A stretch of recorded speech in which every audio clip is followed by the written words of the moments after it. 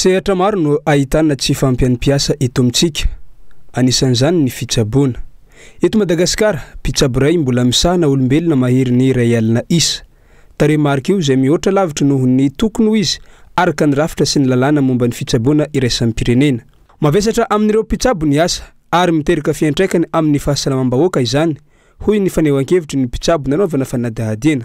Raha norma tokony ho izy, tokony mpitsabo raiky zany magnodidididina eo amin'ny 500 farany ambony 500 personnes zany occupeny mpitsabo raiky. Afambony be zany hoe raha tanjaka kajikajy par rapport amintsika aty Madagasikara zany, raha ohatra aty ambanivohitra zany, tokony mpitsabo raiky zany misahagna fokontany araiky. Raha tokony ho izy. Fa amintsika Madagasikara mbola tsy tratra zany.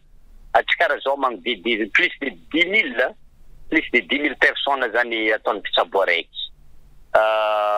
Sahirana be. Sahirana zany mpitsabo tsy ampy. Raha feheziko zany tsy ampy ny mpitsabontsika eto Madagasikara. Satria plus de 10 000 occupeny mpitsabo raiky, lasa mavesatra be zany asan'ny mpitsabo. Zay zany somary manahirana atsika. Zay zany efa comptabilisentsika na piasampanjakana na un privé, rehefa comptabilisegny zany tsy mahasahana io le 10 000, mbola plus de 10 000 personnes par médecin. Manoloana izany, mila mametraka ny mpitsabo amin'ny toerana tokony ho izy ny mpitondra. Anisan'ny vahaolana narosony ity mpitsabo ity, ny fampitomboana ny isan'ny mpitsabo raisina ho mpiasa. Noho ny tsinotsinona atao azy ireny no matetika, mahatonga azy ireny lasa mijery toerana heveriny hahatsaratsara azy. Koitoma masifa zany azo atao. Fa kosa nisy alternative moa napetraka fanjakana amin'ny paramède. Zay mahatonga raha ataontsika ny recensement, ny paramède zany bebe koa amin'ny tazono CSB, que ce soit CSB1 na CSB2, paramède zany maromaro par rapport amin'ny médecin. Ka io zany mila atao ny fanjakana mazava zany politique.